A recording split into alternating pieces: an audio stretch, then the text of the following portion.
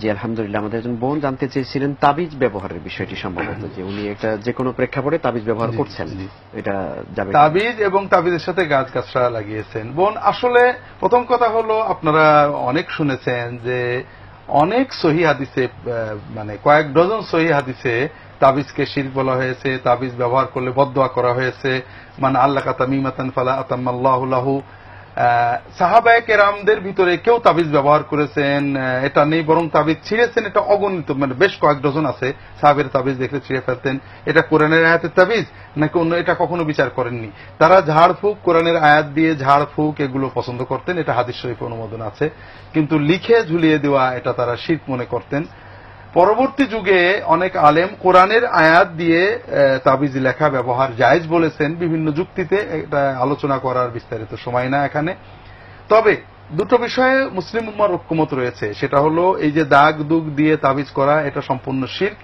আর একটা হলো এই যে গাছ গাছরা কবিরাজি যেগুলো করা হয়, গাছ গাছরা আপনি ব্যবহার করতে পারেন ঔষধ হিসেবে খাওয়ার জন্য, কিন্তু এই গাছ গাছরা তাবিজ করা, বিশেষ করে যে গাছ গাছটার সাথে বলা হয় যে শনিবারে অমাবস্যা, 7টা গাছ, অমুক গাছ, এসব জাদু। এটা ঔষধ হলে শনিবার অমাবস্যা লাগে না, এটা আপনারা সহজেই বোঝেন।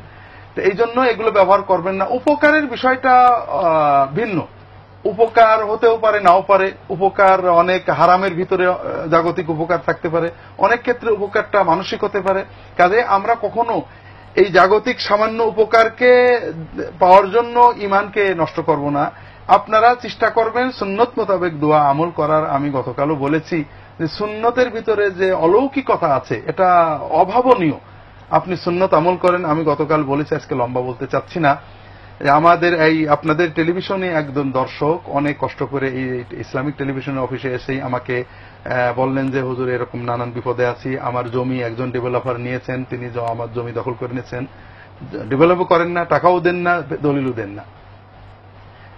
তা আপনারা বলেন তাবিজ নেওয়া যাবে না, তদবির করা যাবে না, হুজুর সুন্নত আমল দেন। তা আমি বললাম আপনি রাহে বেলায়েত কেনেন, আমি কয়েকটা দোয়া লিখে দেব, বলে দেব। তো ফোনে দুটো আমার আন্দাজের উপরে 3টে দোয়া বললাম যে আপনি সেজদায় যেয়ে বেশি বেশি দোয়া করবেন।